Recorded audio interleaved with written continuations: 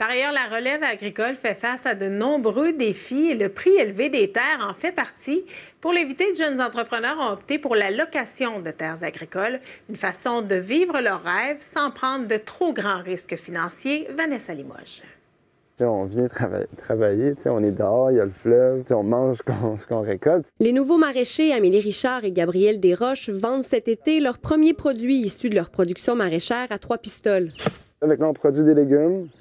On vend des légumes frais à des restos, puis des petites épiceries. Sinon, on transforme. Fait que des conserves, sauces piquantes, légumes marinés, confits. Avant de lancer leur entreprise, ils ont pris le temps d'évaluer plusieurs options. Et c'est finalement la location de terres agricoles qui s'est avérée être la plus viable à court terme. Si on l'a visité une fois, on y a réfléchi pendant 4 ans, puis on est comme revenu ici. Enfin, ouais, non, je pense que non, ça répond pas au rêve, d'avoir sa petite ferme à soi, puis toute la liberté qui vient avec. En même temps, il y a une liberté financière. On ne s'est pas endetté.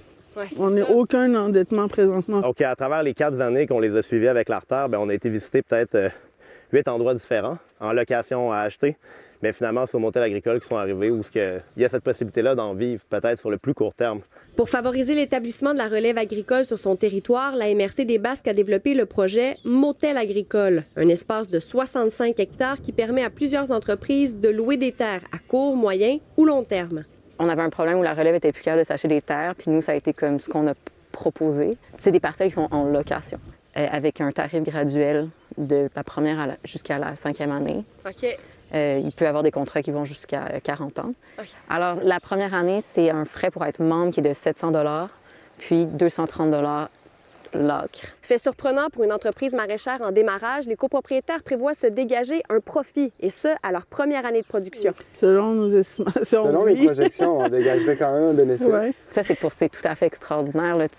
Ça rend, je pense, tous les agriculteurs et agricultrices jalouses. Là. Je pense que des initiatives comme ici, s'il y en a plus, ça peut juste aider, pas juste les agriculteurs, mais comme la société, finalement. Il faut manger, la fin est proche, right? Moi, je le plug. Et la location pourrait leur donner accès à la propriété d'ici quelques années. Le bénéfice qu'on gagne en remboursant pas un prêt, mettons, on pourra le mettre dans une fermette pour nous, qui n'est pas forcément liée à l'entreprise. Après ça, je pense quand même qu'on devrait travailler collectivement à rendre accessible l'acquisition d'une terre. Là.